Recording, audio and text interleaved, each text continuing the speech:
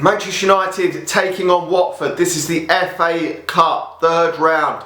A great opportunity for Manchester United to progress, and it's our best chance probably of silverware this season. So, Old Trafford, Manchester United haven't been great at home this season. We know that. Have been bollocks compared to recent history and recent standards set by Manchester United. Our home form over the years is usually good, and it's been absolutely fucking bollocks this season. And going to this game, Manchester United, I think, are going to make a number of wholesale changes to the starting lineup. Now, we've signed a new guy from Atalanta. We know about him coming in. Diallo, we know he's going to come into Manchester United, but he can't feature in this game.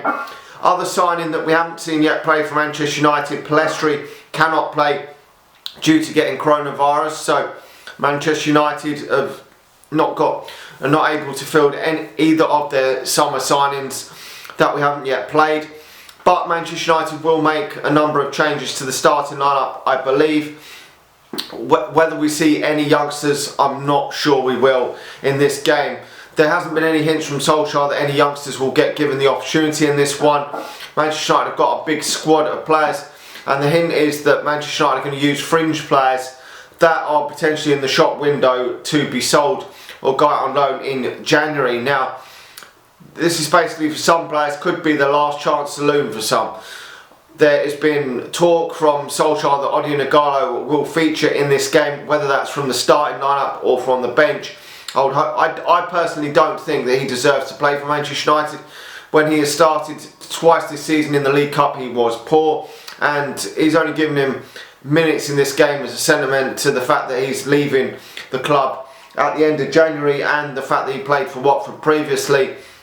And there's no sentiment in football, in my opinion. If you haven't been good enough this season, I don't think you deserve to play for Manchester United, and I just don't think he deserves to be featuring ahead of other players at this moment in time.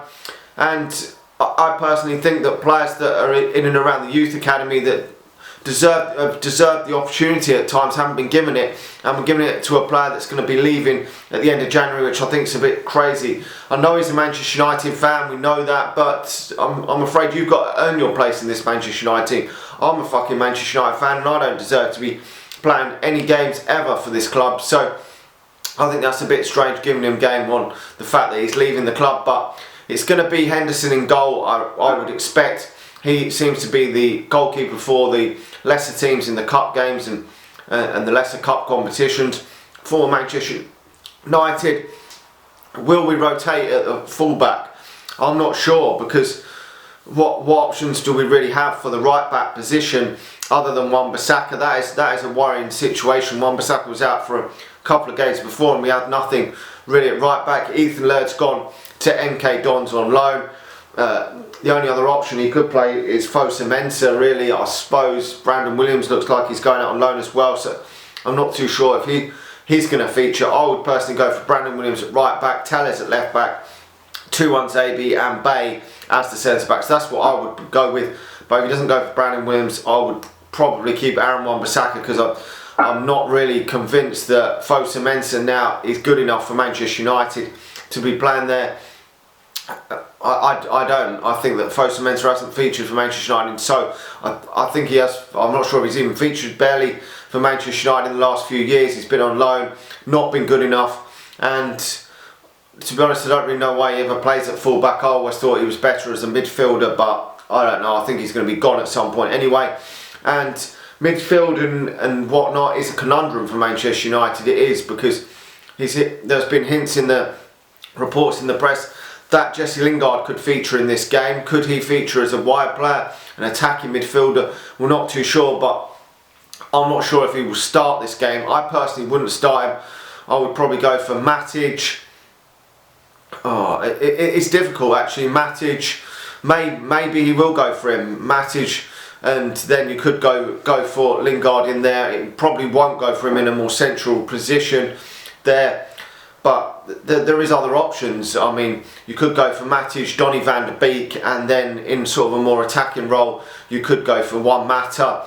Then you could go for Greenwood, James, and then Ighalo if he starts him up front. I mean, he'd probably be on the bench, but Martial up front, you could go for Greenwood up front. I personally don't think he's going to go for Greenwood up front. I just don't think he's got the confidence in Greenwood starting up front. I don't think he's got the confidence in Greenwood playing. To be honest, he hasn't barely featured, and he's only competed, I think, 90 minutes once this season. So probably going to be Martial up front. I can't see the likes of Bruno Fernandes starting this game. Would be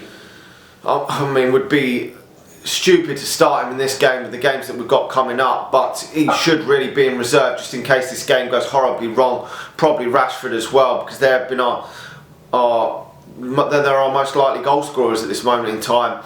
We know Cavani, it's given Manchester United less options up front, but if he does start Agallo, then I will support him while he's playing. I just don't know if he should be playing now. We could have brought someone in from the academy and put him on the substitutes bench in this game if Agallo is on the bench, to give them some experience that they deserve, because some of the academy players this season, the likes of Charlie McNeil, Joe Hugel, although they're young, looking at Alanga as well, these players have done well this season for Manchester United in the academy. Certainly Joe Hugel and obviously Charlie McNeil, they're only 17, but they've done very well in the academy, and we've seen that this evening that Aston Villa put out a youthful team, and a 17-year-old scored a goal for them in their game against Liverpool. So if you're given the chance, you never do know, but I don't really expect many youth players.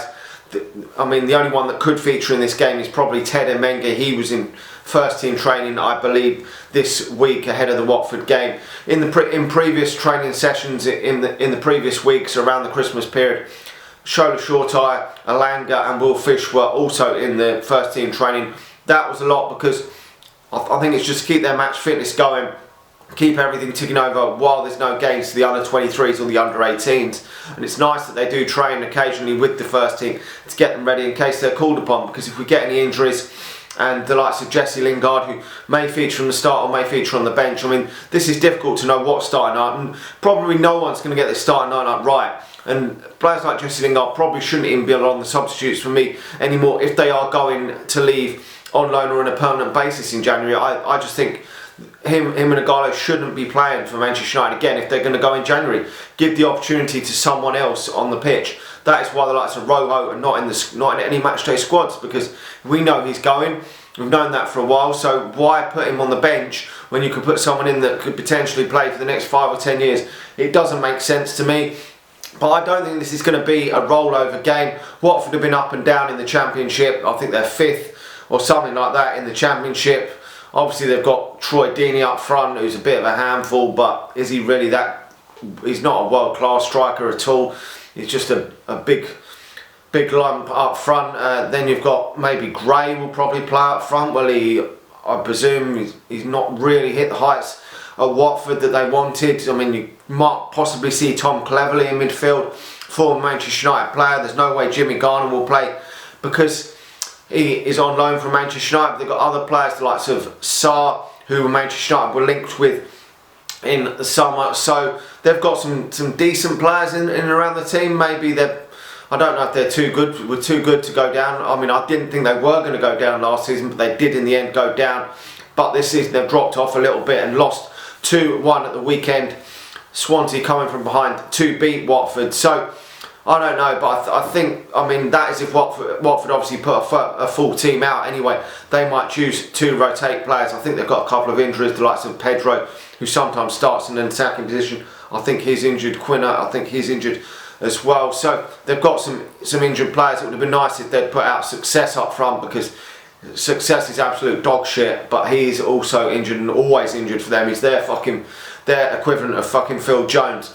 But I would have sooner seen someone like him up front, because he's useless. And if Watford do rotate and rest a few of them players, like Troy Deeney, Gray, Cleverley, some of these players, then I think Manchester United could comfortably win this game. But if Watford do put a full strong team out, then I think it won't be that easy. I'm going to go for Manchester United winning this game, but I'm only going to go for Manchester United winning it 2-1, because I think Manchester United are going to rotate our side quite heavily and make 8 or 9 changes probably from the game against Manchester City, maybe even more than that. And I don't think Watford are going to make that many changes, to be honest. They've only got, I mean, obviously they're concentrating on trying to get promoted and getting that playoffs or finish second or first, but they haven't got, I mean, Manchester United, if we get through this game, are going to have a midweek game every week until March. So that is a fucking hefty schedule for Manchester United. It really is. We've got so many games to play. So we've got to rotate, and we've got a bigger squad of quality in depth than that of Watford. Where Manchester United do change 8 or 9 players, we've seen against Everton, we were still able to come out with a 2-0 victory in the end. Okay, we had to bring the likes of Rashford and Martial off the bench, but we still were in pretty much control of that game, even though we hadn't actually scored till we brought them players on, even with making 8 or 9 changes. So the squad depth is there. The same quality isn't there if we do drop the likes of Bruno Fernandes, so we're probably going to need them on the bench just in case tomorrow. But let me know your thoughts in the comment section below. Are you pleased that Manchester United may rotate the side, but it is a bit disappointing. I believe that likes of Shaw, Tyler, Langram, etc. aren't going to probably feature. Let me know your thoughts. Like the video, subscribe to the channel if you're new, and share this on Facebook if you're watching it there. I'll talk to you all again soon. See ya.